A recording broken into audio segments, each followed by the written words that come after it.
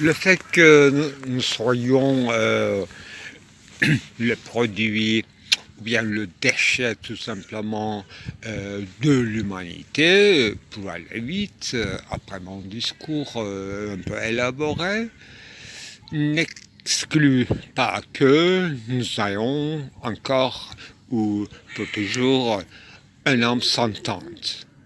C'est-à-dire Gemüt. Je traduis le mot Gemüt ainsi. Euh, Peut-être le mot vieilli, l'âme sentante, ça sent la traduction, en séparant depuis Aristote les parties de l'âme, la partie rationnelle et la partie sentante, c'est-à-dire l'animal tout simplement, animal mais rationnel, c'est-à-dire nous sommes des animaux, bien que nous soyons des déchets, déchets au sens de, je dirais, l'issue eschatologique. Dès qu'on cite le mot animal, effectivement, on partage le même destin. Aussi, ils ont une histoire. Nous ne pouvons pas, comme certains idéalistes allemands, que nous ne pouvons pas prétendre que l'humanité était de part en part sens, une quête de sens, oui, mais est-ce que l'humanité a une signification au sens étroit du terme? C'est ça, le sens, le non-sens, en tant que sens prédominante, l'urgence, précarité, qui fait le sens, au sens de l'animal, je dirais, domestique. Domestique, non pas à la maison seulement, mais bétail abattre, c'est-à-dire l'animal constitué sous joug humaine. Voilà, il fallait ajouter cela pour élargir la discussion. Comme vous pouvez deviner, pour quelqu'un comme moi, la chose la plus horrible, c'est perdre la trace, ma trace, mes propres enregistrements par manque de connaissances suffisantes de la technique et de la manipulation des appareils. Bon, la trace, question de la trace, était l'essentiel pour aujourd'hui, mais j'ai repris la parole pour donner chance à mes interlocuteurs idéaux qui sont vous, c'est-à-dire vous aurez le droit à la question. Quand on n'a pas cette chance physique, effectivement, j'ai remarqué que en écoutant mes discours quand même, que j'ai laissé sans suite certains anecdotes, disons, que j'ai ouvert et je n'ai pas fermé. L'un de ça, c'est même nous, à un moment donné, j'ai cité en fait, le pierre tombale et tout, la trace fossée, et on était dans les cimetières tombales. Et même nous, Égyptiens, les statues doubles qui est repris par Hegel et ensuite par Derrida dans son Glas. Effectivement, j'ai une édition de Glas de Derrida avec les statues, avec la photographie de statues de Memnoun sur la couverture.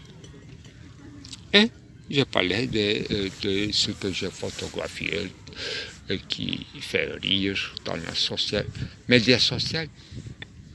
Et Hercule, Moussa, David, qui avait à la main, ce que je n'ai pas dit ce qui était omis dans le discours.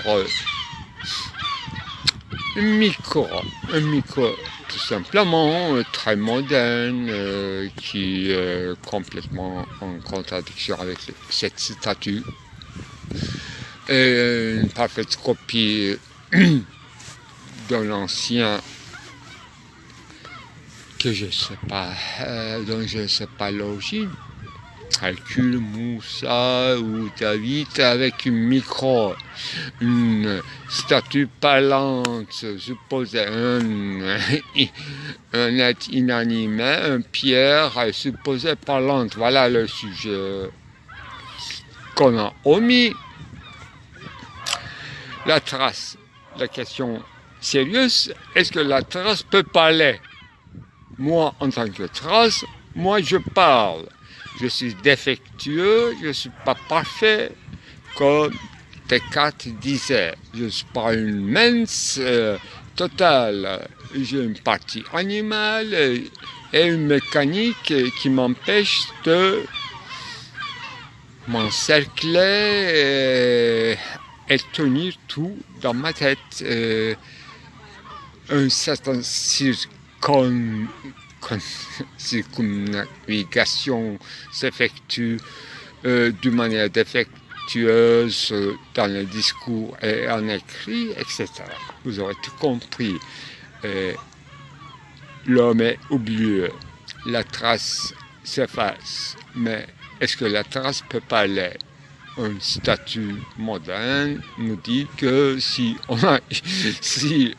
le statue avait un micro, il peut parler.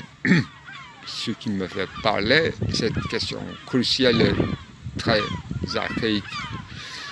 Et ils m'ont marié des statues de Memnoun, selon lesquelles,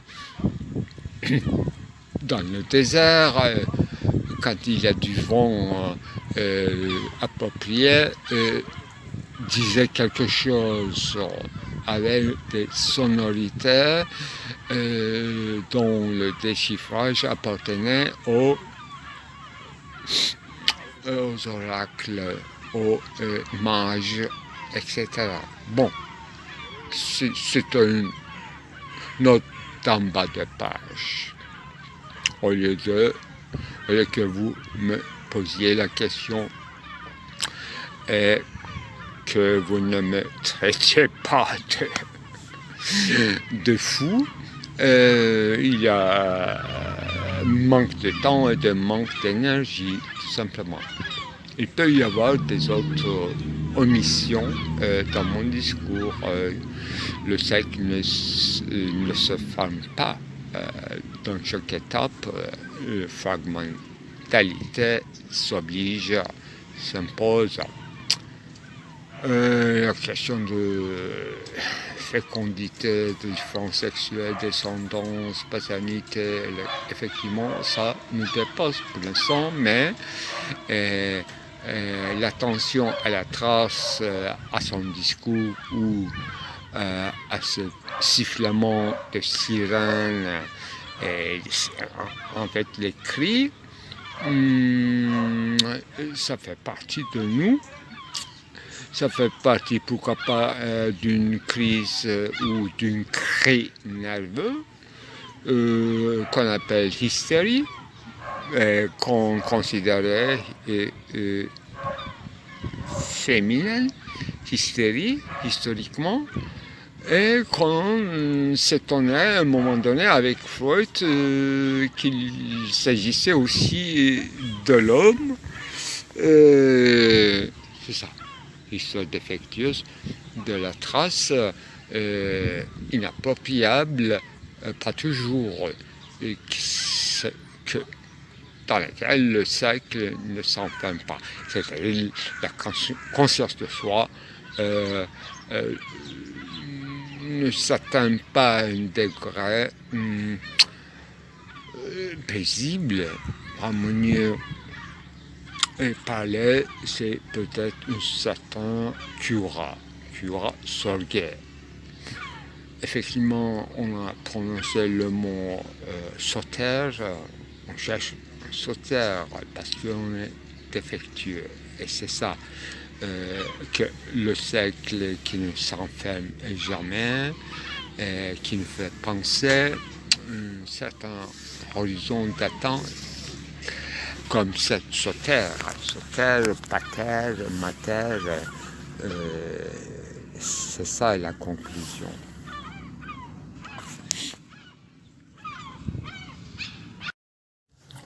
Si j'étais un véritable poète, je n'aurais dû jamais parler ainsi. J'aurais pu dire « Oh là,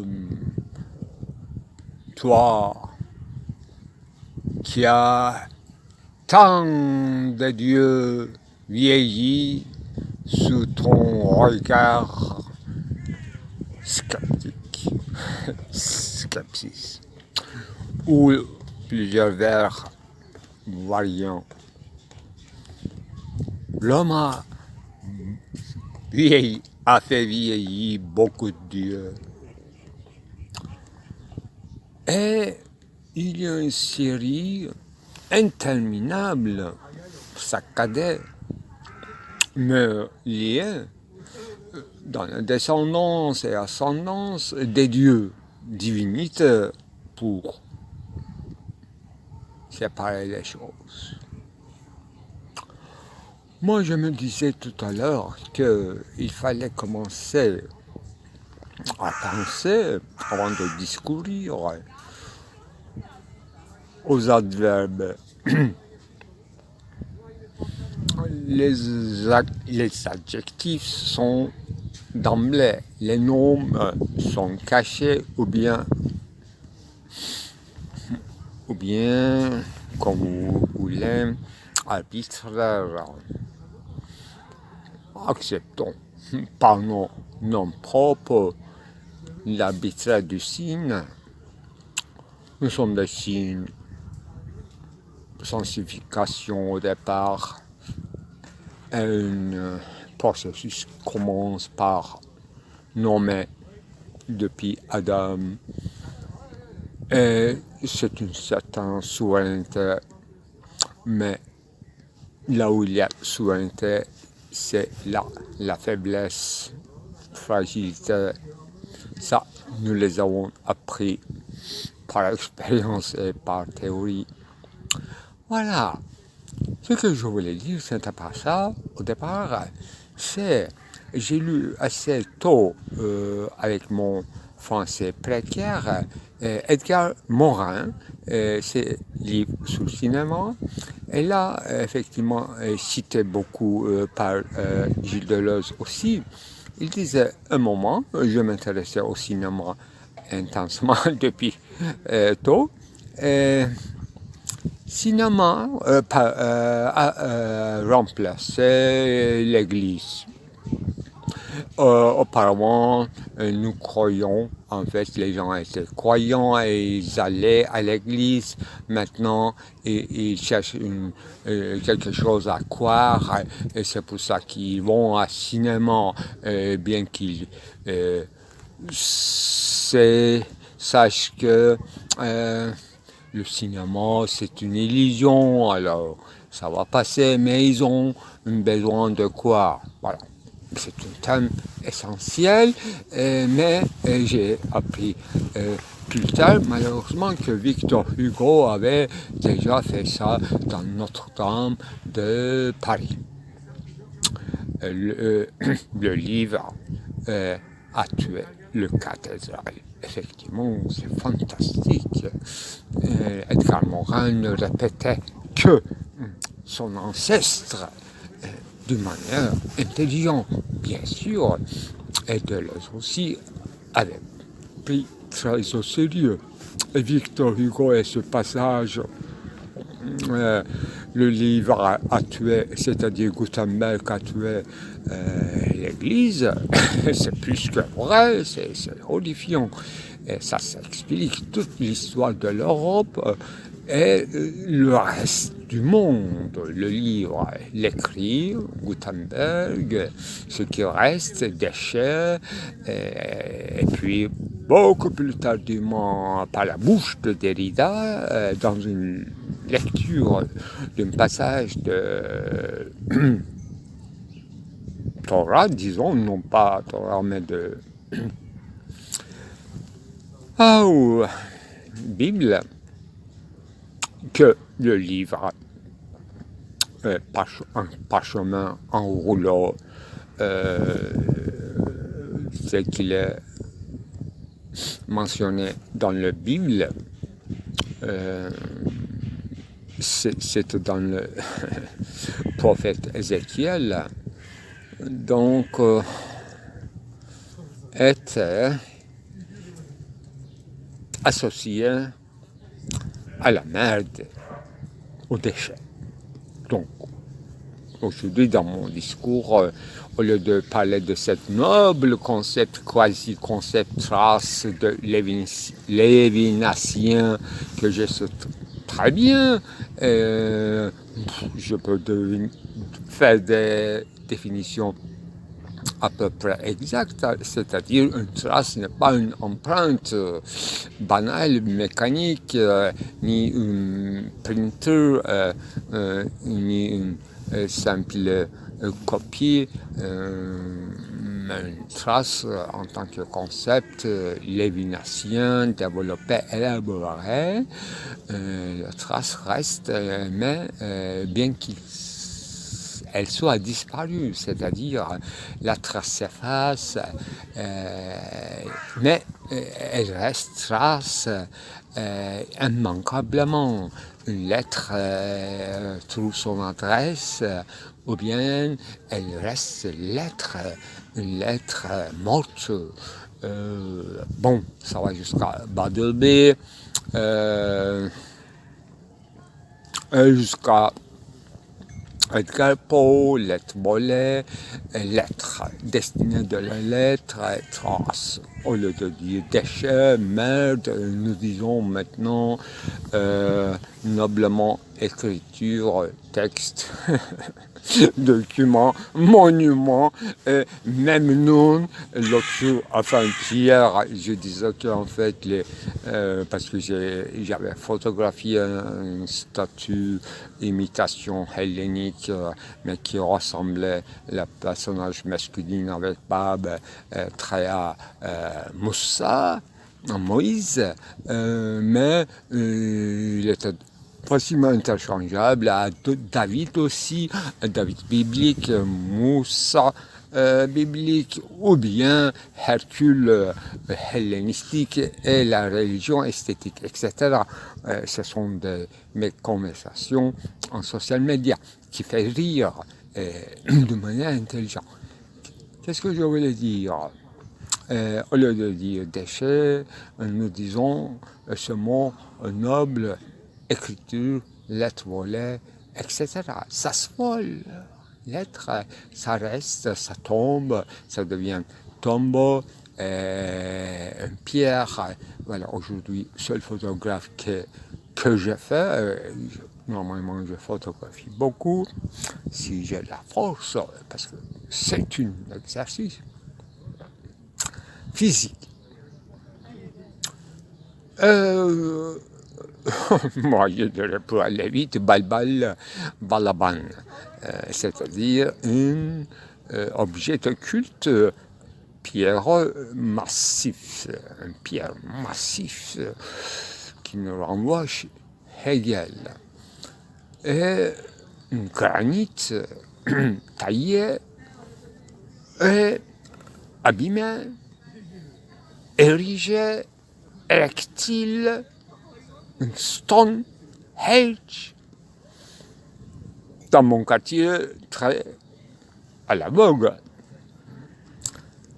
Et devant une bar, bien sûr. Une bar bistrot. J'ai photographié en Zichal, c'est-à-dire sans l'entourage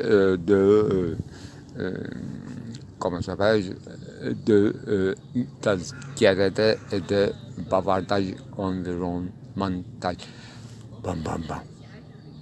qu'est-ce que je voulais dire, pierre massif, esthétique, pierre tombale. Mais la différence de cette pierre tombale sur laquelle il n'y avait pas de nom ni de... Il y avait une inscription, mais il n'y avait pas de hiéroglyphes ou de pictogrammes, mais c'était écrit de manière primitive, le mot primitif tel que je prononce en langue latine. C'est ça le comble du ridicule. Je deviens un Walter Benjamin qui se promène dans le passage parisien pour écrire sa thèse qui n'a pas pu réussir. Trauerspiel. Aujourd'hui. Voilà. Ça ramasse l'esprit quand même qui mute. Chez moi, en tout cas.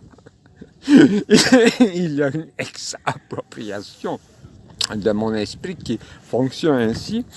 J'ai lu sur Internet la définition de Trauerspiel, sur laquelle Walter Benjamin avait beaucoup travaillé en tant qu'une thèse de doctorat qui est restée inachevée par la force des choses, et aujourd'hui j'ai traduit par la force des choses que j'utilise trop souvent, c'est a fortiori, force, à force. Bon, la force et la signification. Urgence, précarité, la force. Ça aussi. Dans mon discours, ça devient de l'écriture sémantique. Comme j'ai cherché mon chemin en discours, en parcours, à l'embadure. Maintenant, la définition disait que, enfin, d'une manière savante quand même, une définition, c'est sans une certaine messianisme sans religion, sans mêler aux anecdotes religieuses. On devine que ce qui fait des théâtres en campagne, les gens de voyage, en Moyen-Âge, en Allemagne, en Europe, on peut facilement deviner qu'ils étaient des gitans ou bien des juifs ou bien des marins ou bien des gens qui ne veulent pas montrer la religion parce qu'ils ne croyaient pas trop, ils étaient en Europe, ils devaient gagner leur gain. Et il faisait théâtre, mime, qu'on appelle. Mais il donnait des drames, disons, moi je ne suis pas spécialiste, mais comme on dit, séculaire. Drame séculaire mais tragique. C'est ça ce qui nous reste de la tragique, ce qui nous reste Job. Ce qui nous reste des grands personnages irrationnels de Bible, de ce qui nous reste Ézéchiel aberrant, ce qui nous reste Daniel, etc. C'est ça le déchet, c'est ça la trace, abîmée. Et on ne peut pas garder, bien qu'on garde, interprète indéfiniment, sans cesse, incessamment, les lettres comme le feu où aura dû faire un bon juif savant, c'est-à-dire anodin, savant et anodin. Il devrait être l'ordinaire, non pas élite, pour être vraiment croyant. C'est l'essence de notre problème, peut-être. Qu'est-ce que je voulais dire? Voilà, une religiosité sans religion, un messianisme une âme messianique, notant un chagrin sans messianisme. On en sait depuis l'interprétation de Derrida, de Walter Benjamin, et son nom propre consiste à Walter Gewalt, une certaine violence de la partie peut-être animale, on ne sait pas de quoi s'agit-il, mais on peut deviner, c'est l'éros.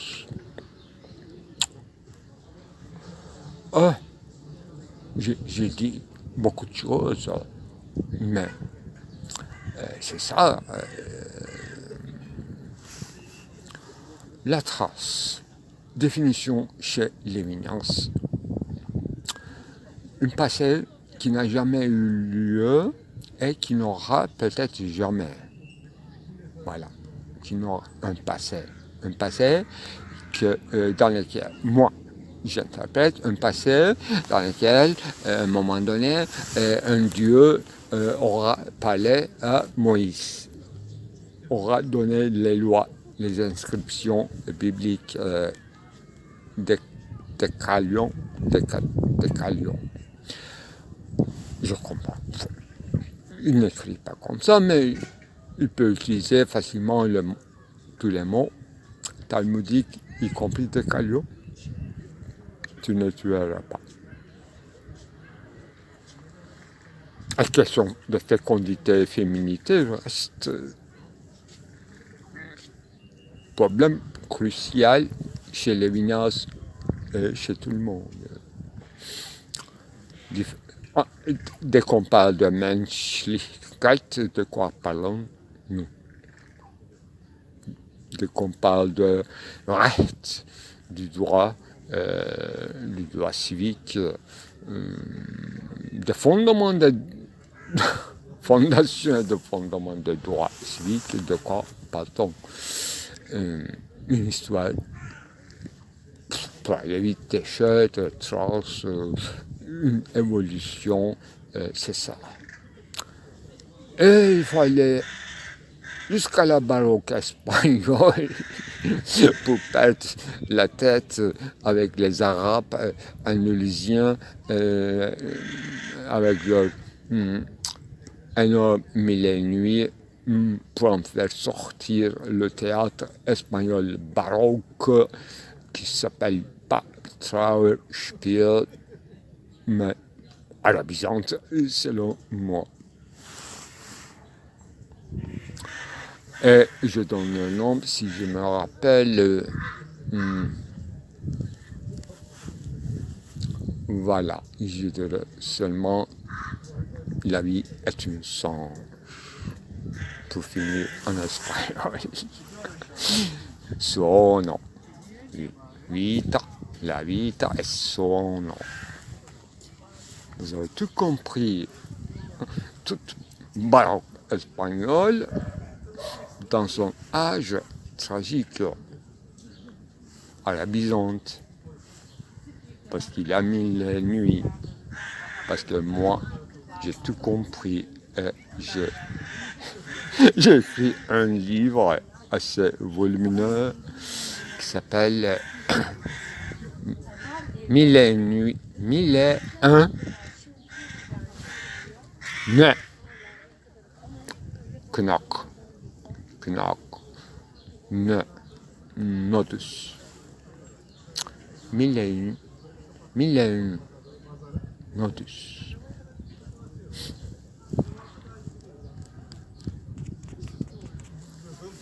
Tout en faisant des poésies lyriques, parfois faussement religieux, ou en se référant à ce grand personnage comme Jonas, etc. Voilà, ma question essentielle dans cette définition savante de Trauerspiel, c'est que, selon eux, une drame baroque ne serait pas tout à fait religieux, pas trop orthodoxe, tout en restant dans l'ère messianique c'est-à-dire dans une attente de sauveur, qu'elle était sauter, en grec, sauter. À la recherche d'une paternité. Voilà encore un mot qui concerne appropriation, génération, descendance, témoignage, testimony, test, monsieur test, Valérie, testis, masculinité, descendance, ascendance, génération, Geschlecht, sexe, différence sexuelle, condition de femme, l'homme, ville, shell, obligation, volonté, liberté, nécessité, obligation, devoir, devoir conjugal. Ça, il faut finir un moment. Vous avez tout compris.